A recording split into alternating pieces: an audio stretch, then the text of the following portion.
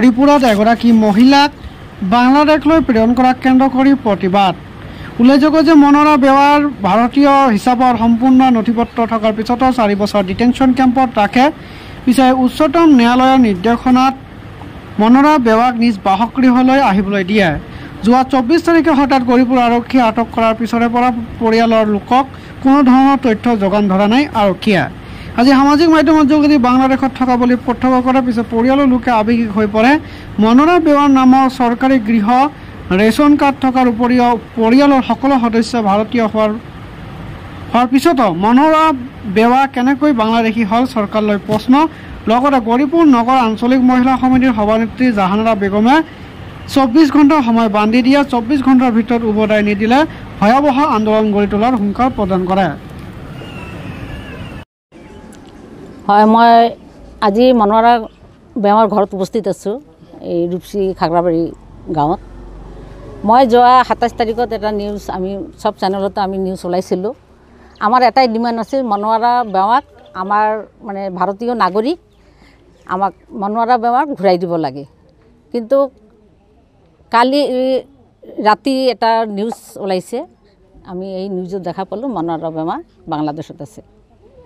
তো মনোৰা বেৱা বাংলাদেশত লৈ গৈছে, তো ঘৰৰ মানুহতো নাজানে। আৰু মনোৰা বেৱাৰ এই যে ৰূপসীৰ যিখন ঘৰ, এইখন ঘৰত তাৰ 4টা ভাই ককাই আছে। 4টা ভাই ককাই যদি ইণ্ডিয়ান হয় তেনে মনোৰা বেগম কেনেকৈ বাংলাদেশী হয়?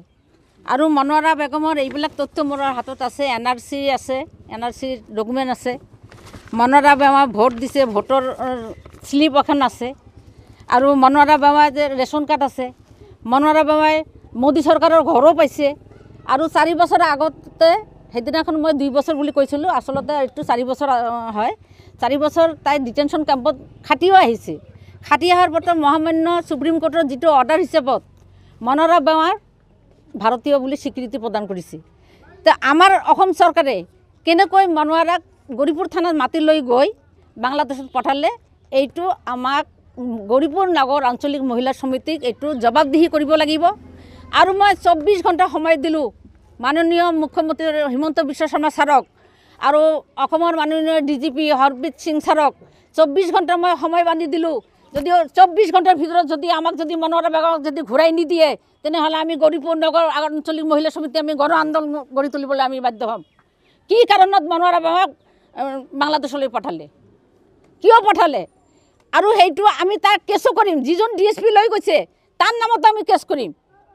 এজন DSP SP অফিচৰ সকলো তথ্য থকা সত্ত্বেও সেই তথ্যবিলাক DSPজনে পৰা নাই নেকি? আৰু এইটো আত্মসন্মানত লাগিছেতো। মনোৰাটো ইণ্ডিয়ান হয়। যদি ইয়াতে ক'ৰবাত ডিটেনশ্যন কেম্পত যদি ৰাখিলে হয় সেইটো আমি মানি ল'লোঁ হয়। কিন্তু বিনা কাৰণত কিয় মনোৰাক বাংলাদেশলৈ পঠালে আৰু বাংলাদেশত গৈ পেলাই ইমান হেৰাছমেণ্ট কিয় কৰিলে? আজি আমি বাংলাদেশত যিটো নিউজটো আমি পালোঁ, তাতে পাই পেলাই আমি দেখা পালোঁ মনোৰা বেগম বাংলাদেশত আছে।